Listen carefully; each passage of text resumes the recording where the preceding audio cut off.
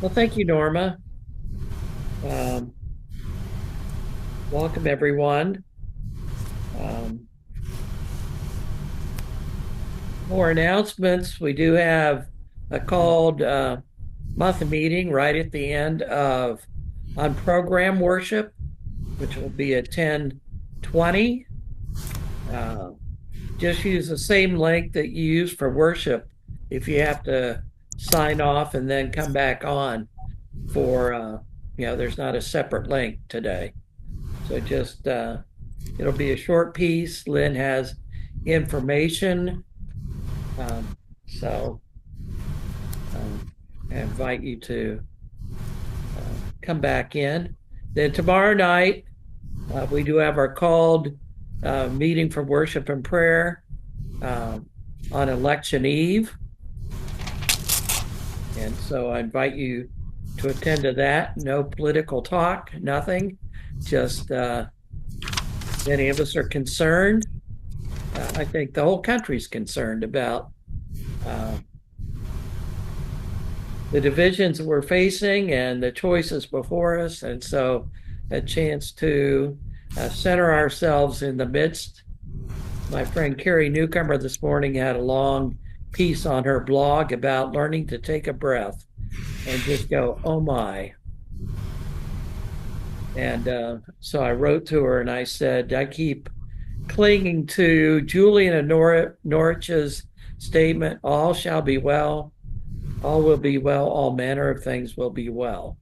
I don't know how that can be at times. In my limited understanding, it seems like uh, that is a true statement of faith. But if I believe that I am a child of God, then I'm clinging to that hope that all will be well.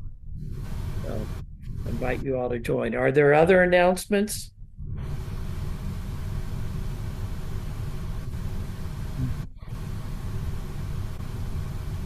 What about joys and concerns?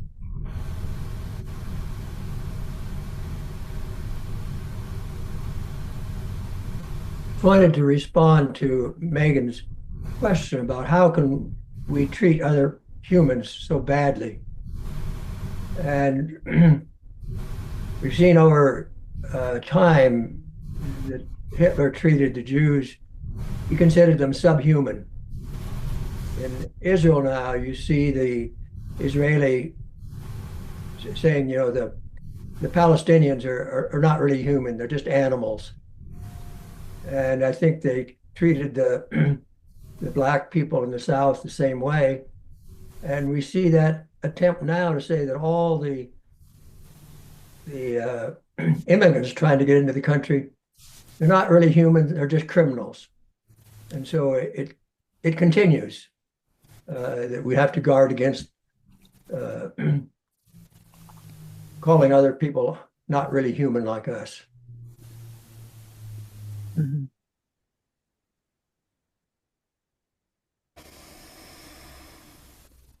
Well, my daughter-in-law Keisha's grandma is in a bad shape, and she's going to Pennsylvania soon because it's about the end. If you could keep Keisha and her grandma in your prayers.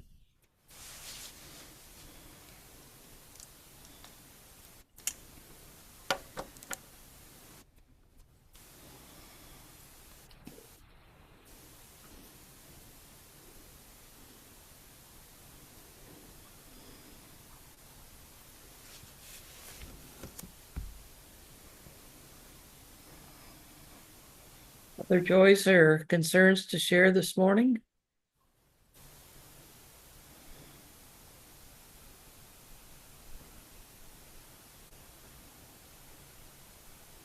Well, I'm sure there's lots on our hearts, both of deep concern and probably deep joy.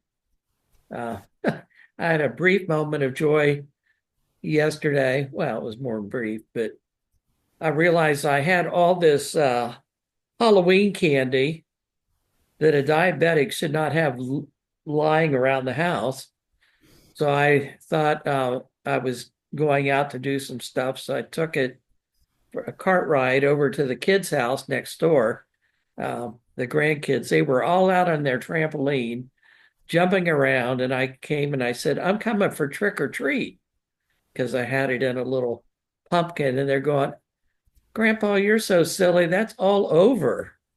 And I go, what? And they said, well, we don't have any candy to give you. I said, well, how about I give you all this candy I have?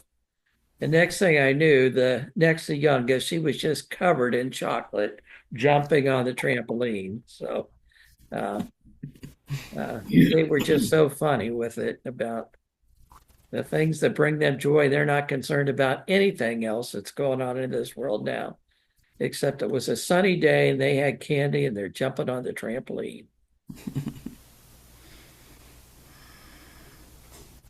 Well, Teaching us to be the child. yes.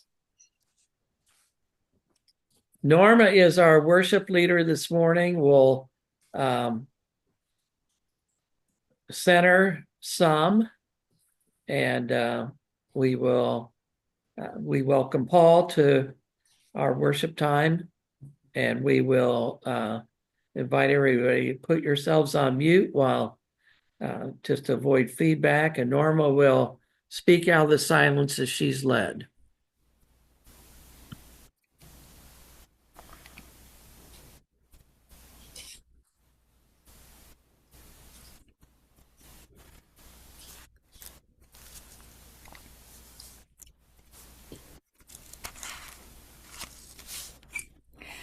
Well, there was a celebration for the town of West Newton, Indiana, 200th anniversary in September. And I had some family members and other friends who asked me to share with you what we did at that time. So I did a lot of research and found that September the 24th was the 200th anniversary of the founding of the community of West Newton, Indiana. There is no town center, so the school, elementary school, West Newton Elementary School, is the heart of the community. I worked with the school personnel to schedule an all-school and community assembly in September. I met with, prior to that, a few days before, I met with grade 4 students for 45 minutes, and then grade 5 for 45 minutes, and then grade 6 for 45 minutes. They would understand more of the history, a little more in depth than, say, the primary grade. So I met with them to give them some clues about it. And then there was an all-school assembly, and there were some community people as well as the entire student body from the school and central office staff and so on. So it was a really good time that we had. So I want to go back to the early 1820s and share with you some of the research that I found regarding West Newton. In the early 1820s, during a period of history called the Westward Movement, there were two brother-in-laws. They were Quakers, and their families, the James Hayworth and James Horton, they lived in different counties in Ohio. And without telling each other, they each decided to move to the good farmland in Indiana. So they packed up all the supplies, the tools, the farm animals, and the household goods that they would need to start a new life in this Indiana wilderness. One evening on their trip, the James Hayworth family camped beside a little creek. That little creek runs behind the schoolhouse at West Newton. Anyway, in the wilderness by this little creek, they were camped. The next day, the James Horton family came to that same creek and saw the family that was camping. The families recognized each other. The men were brothers-in-law. The children were all cousins. They felt like it was divine intervention, and this was the place where they needed to start their new life. Since these were Quaker people, they built a little houses for themselves, some kind of support for themselves, and then the very first thing they did together was to make a Quaker church.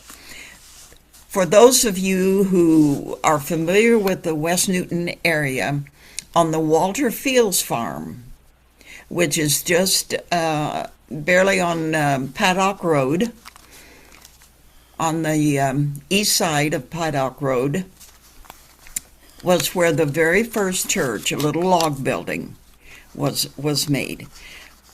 The Quakers were very much into educating their children and youth. And so even in that little log building, they had, during the week, school, and on Sundays and Wednesday nights, they had church. The more permanent church building was in the location years later where many of us worshiped across from the old cemetery.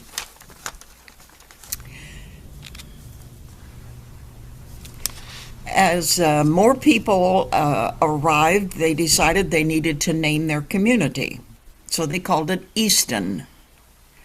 Later they learned that there was another town in Indiana called Easton, so they said, we will be Newton. Then they find that there is another town in Indiana that's called Newton, so it became West Newton. So now you know where the name came from and how it happened. There was up on the hill behind West Newton School, up beyond the creek, there was a log house.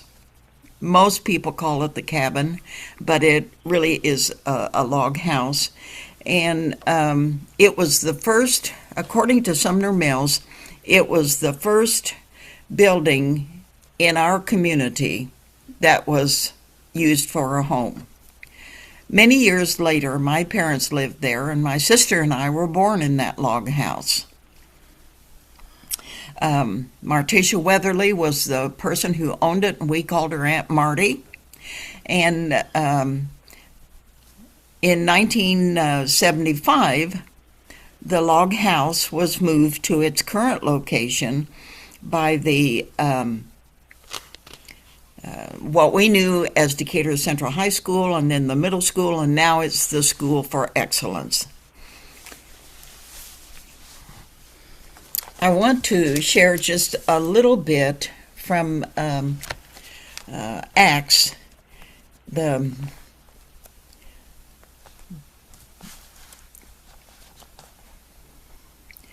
kind of represents what the Quakers wanted to do as they got set up with their church and all. From Acts 5:42, it says, day after day in the temple courts and from house to house, they never stopped teaching and proclaiming the good news of Jesus, that Jesus is the Christ. And then from Colossians 3, starting verse 15. Let the peace of Christ rule in your hearts, since as members of one body you were called to peace, and be thankful. Let the word of Christ dwell in you richly as you teach and admonish one another with all wisdom, and as you sing psalms and hymns and spiritual songs with gratitude in your hearts to God. And whatever you do, whether in word or deed, Do it all in the name of the Lord Jesus, giving thanks to God the Father through him.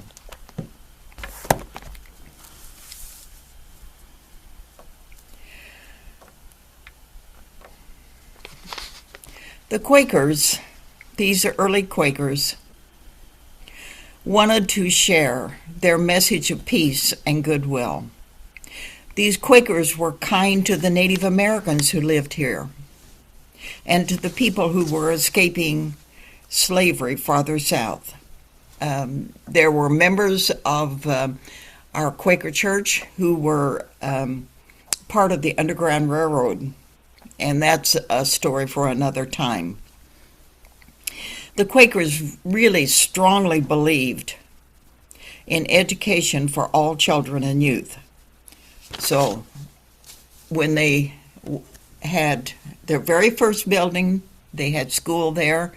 When they moved to the location across from where the cemetery is now and where we remember being there, they had school there as well as worship services. The earliest school in that Quaker church was a very good place to learn to read, to solve math problems, and to learn about history. People of all ages who lived in other communities came here to be educated because this was the excellent school in the whole community. And so it became necessary to build a school building that was bigger and separate from the church, then a new bigger school, then a larger school, and now the building that is the West Newton Elementary School. In September 1924, people of this community came together to celebrate the 100th anniversary of the founding of their community. The whole community came for a photo, and I have a long expanse like this of everybody who was in that photo. Lynn and I decided that it probably wasn't very practical to try to show that this morning, but it's fascinating to see that everybody was in the community in front of the school. The old gym that we remember, which was like a Quonset hut, and then our little Quaker church as well. My father, Jesse Barnett, and his cousin Florence Barnett Weatherly Newman were the king and queen of this event. They dressed in old clothing that represented the early Quakers. And here is the bonnet that she wore, which is a replica exactly of the early Quakers in the early 1800s would have had this. The women would have, I don't know, been required almost to have worn this as a part of their outfits.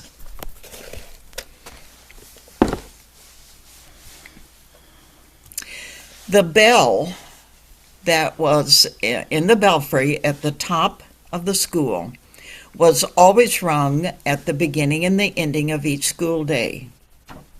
That same bell hangs at the top of the front entrance of the West Newton Elementary School, and it is rung every day at the beginning of school and at the ending of school.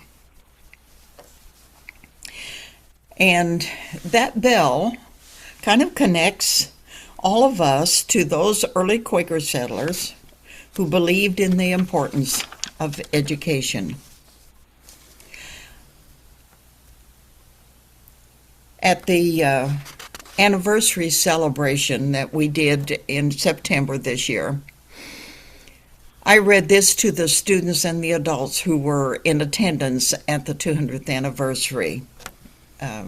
I shared a little more in depth some information that I had, but I finished up by saying this: we are people who care about our community and have observed its growth into a diverse community that it is today. I challenge and encourage each of you to be friendly, to speak kind words to each other, to your family, and to your teachers. We all truly care about education at West Newton Elementary School, and we care about our West Newton community and its Quaker heritage.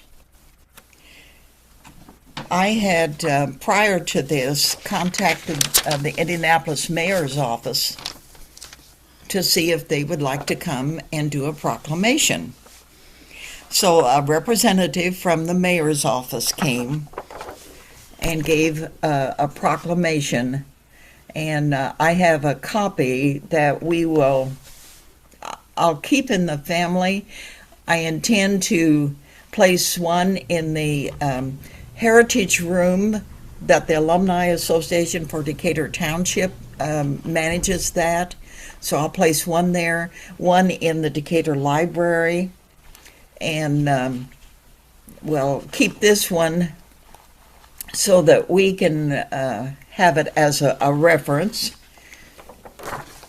And West Newton School I went over and asked them if they would make me a copy, one extra copy. She made 5 laminated copies for different locations that we can put it, just to remember our Quaker heritage and the community that is still there today. It's not a town, it's not a village. I checked with Jason Holliday he's our trustee, and it has to be organized with the mayor and so on if you call it a town or a village.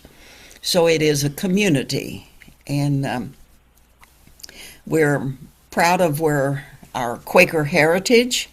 The cemetery across from where the church used to be is called, still on the sign, it has the word Easton and the date of 1829.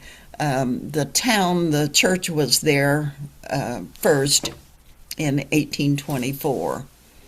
Celebrated 100th in 1924 and 200 in 2024.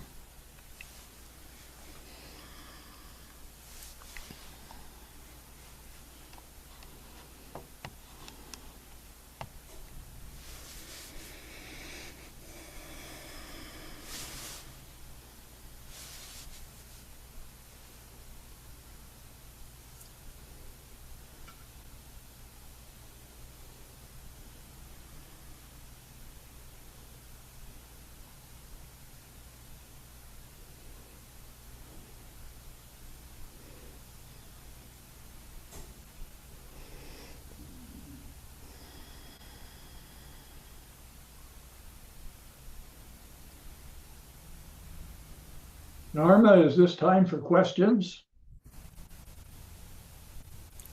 What did he say? I say, is this Oh, time? yes, questions, absolutely. You say another time for a story about the Underground Railroad. Could you do something on that? There was a family their last name was Blank, and they lived just around the bend on Mooresville Road, just around the bend from where Paddock takes off from that. And it's a house where the Baldwins moved there when I was in about the 4th or 5th grade, and one of their boys was, I think, in my class. Well, anyway, the mother, Jane, had heard stories about the Underground Railroad being a part of the community there. And she knocked on every inch of every wall of the house, trying to find a hollow sound, thinking that there would be a room, a hidden room where the people who were escaping slavery could stay on their way to Canada. Never did find it. There was a big barn that was there, and it had a wooden floor. And when they used horses to bring in the loads of corn, the wooden floor was good enough. But then when they switched to tractors, they could bring in heavier loads of corn, and they got concerned that the floors might not hold, so they took up the wooden floor in the barn to replace it. When they took it up, they saw a little stairway that went down and a little room at the bottom of the stairway. The safe room was under the floor of the barn and not the house, inside the house someplace. And I have been there several times. I have never actually seen the little room because it is under the floor that is permanently there. But I know Paula Baldwin, who lives there now in her parents' house. And so it's, to me, it's a wonderful story. And there were also lots of really good springs in that area when the Hayworths and the Hortons moved there from Ohio.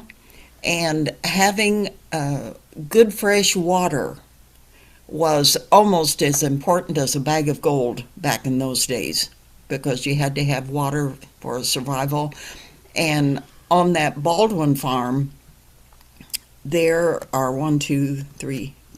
about 4 springs really close to each other. And there were lots of other springs. There was a spring on the Walter Fields farm and other places around West Newton.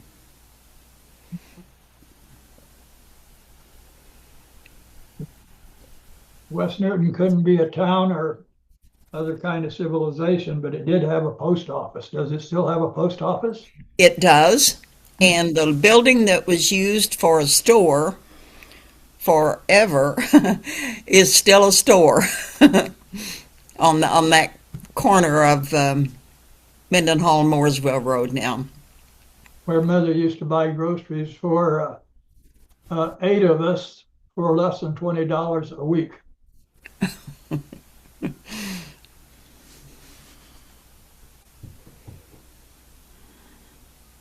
Thank you, Norma, for your presentation. I'm sure maybe we should have another time where you could share more. Do you have a closing song for us this morning? I'm just glad to be able to share history of our early Quaker beginnings, and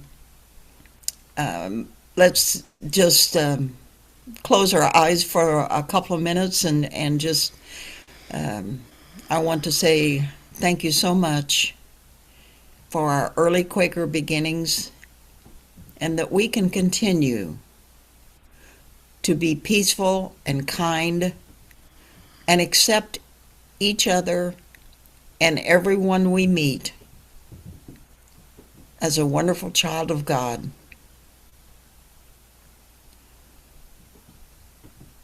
Dear Jesus, thank you for our ability to share. We praise you. We thank you again for your love and kindness, and for the peace that you offer to us and that we can offer to everyone else that we meet. In your precious name, amen.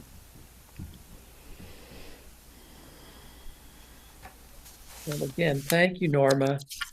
It's good to be reminded of our spiritual roots, even those of us who didn't grow up in the community or whatever. Throughout your presentation, I kept remembering the phrase, surrounded by a great cloud of witnesses.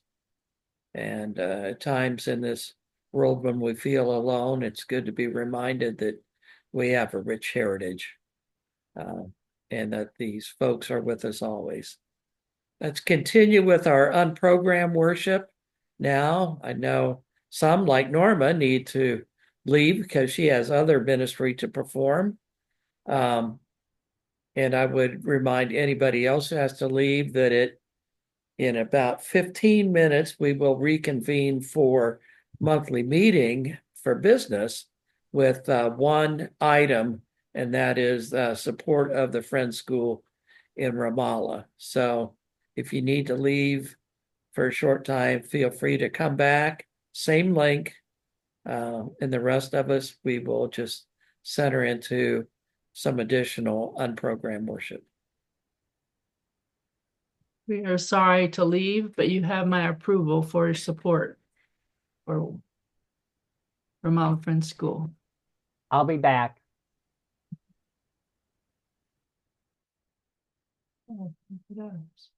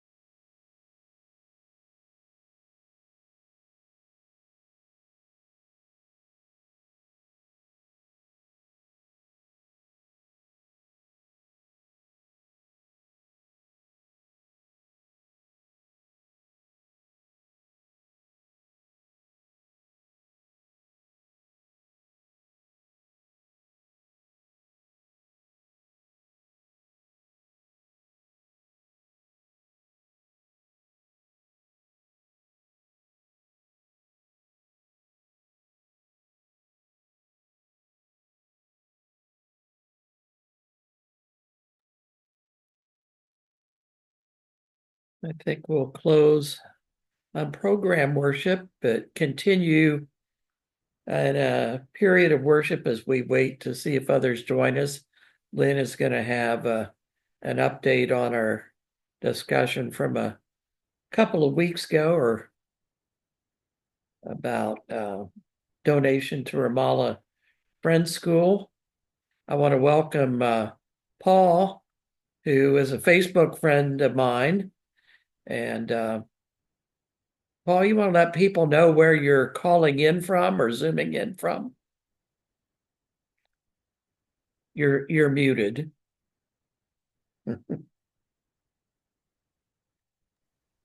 Worcester, Massachusetts, also known as the heart of Massachusetts, Central Mass. Okay. Well, welcome. We're Thank you. glad you can join us. Glad to be here.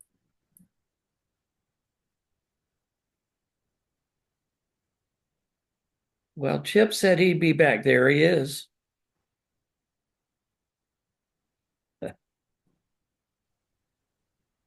So Steve and Catherine needed to leave. So, Lynn, could you, the discussion we're having this morning has to do with, it grew sort of out of Sylvia's message a few weeks ago against the killing of children based on her feelings, but also a piece she'd read by Wendell Berry. And it resonated with a number of us. And Lynn immediately began to wonder whether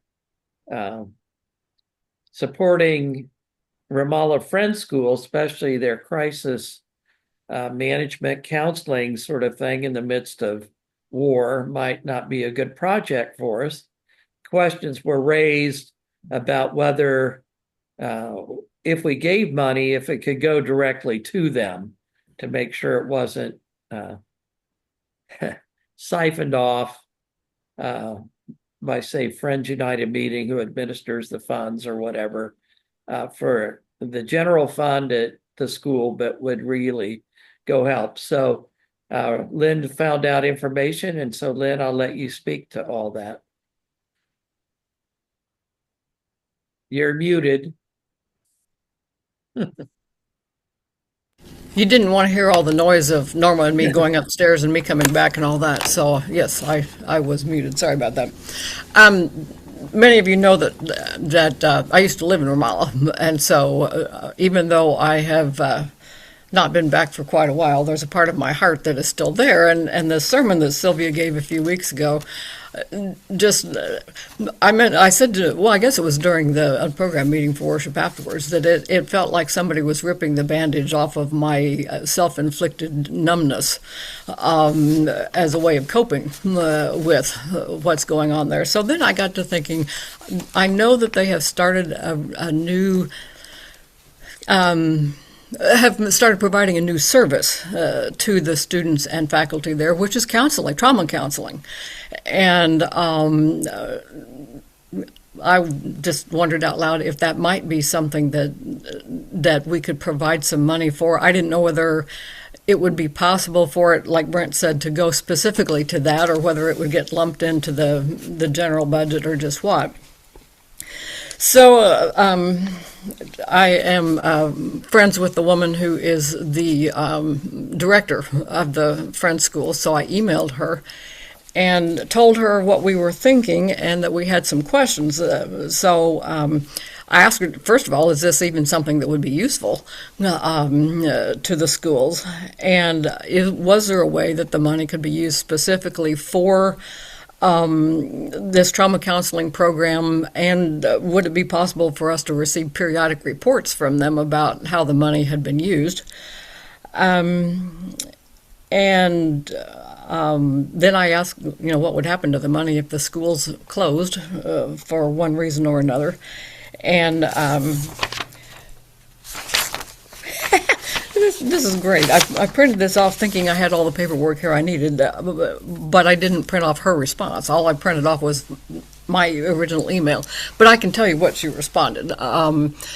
She said, yes, it would be wonderful to have money for this. Yes, it can be, I guess you could say, segregated in their general budget so that it would not end up just helping to support the schools, but would actually be used for this trauma counseling program. We would send the money to Friends United Meeting, who then would put it in the school's bank account at Chase Bank, and then get transferred to them. So the basic answer to this is yes, this would be wonderful. It would be very helpful to have, and they can make sure that it is only used as we wish it to be used. You friends have questions for Lynn about this?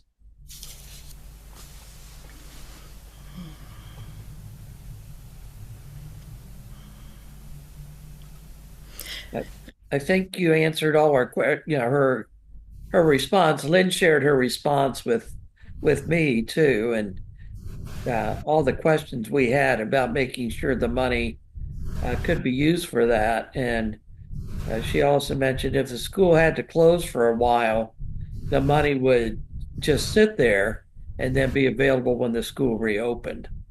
So yeah. I think it's easy for us to forget how close the West Bank is to Gaza, and that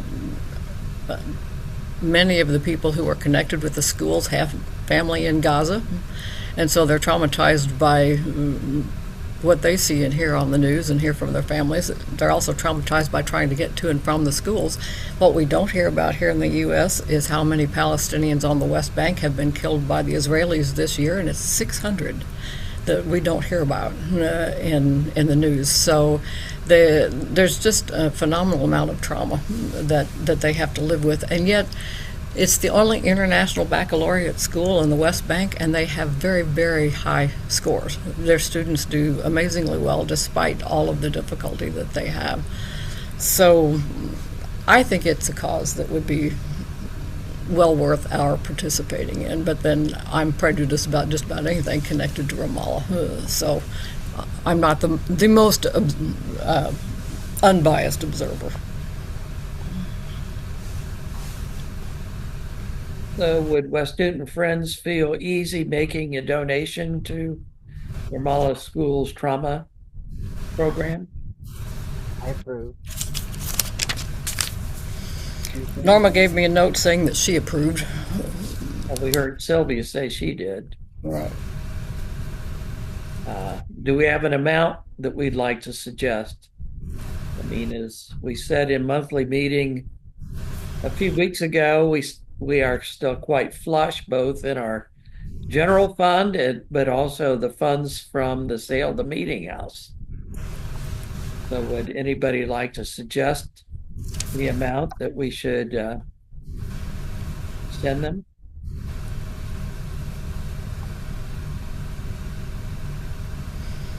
Dave's popping on here, and he can repeat what he said last time if he wants to, but he of course hasn't heard what we just said.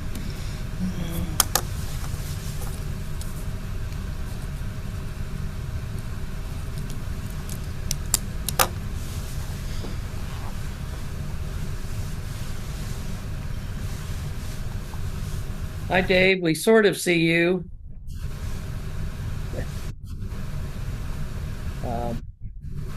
There you are. Lynn had just given us an update that indeed, if we make a donation, it can be used for what we want.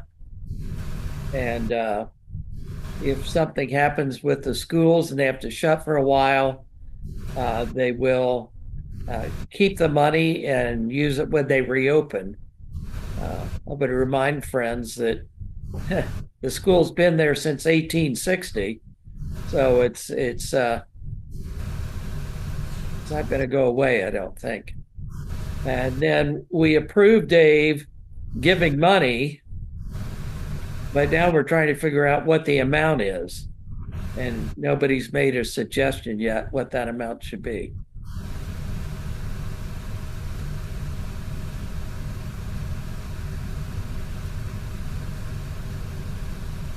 So does anybody have an amount they think that would be good?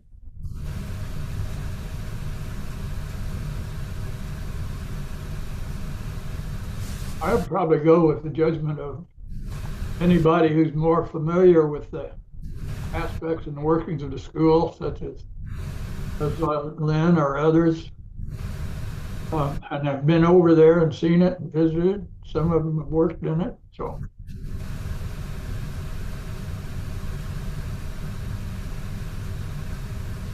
Lynn, do you think, I'm just throwing out a figure, $10,000 would be sufficient, or is that too much, or? Well, I think anything we give them would be great and would be obviously used for the program. I really don't have a dollar figure in mind.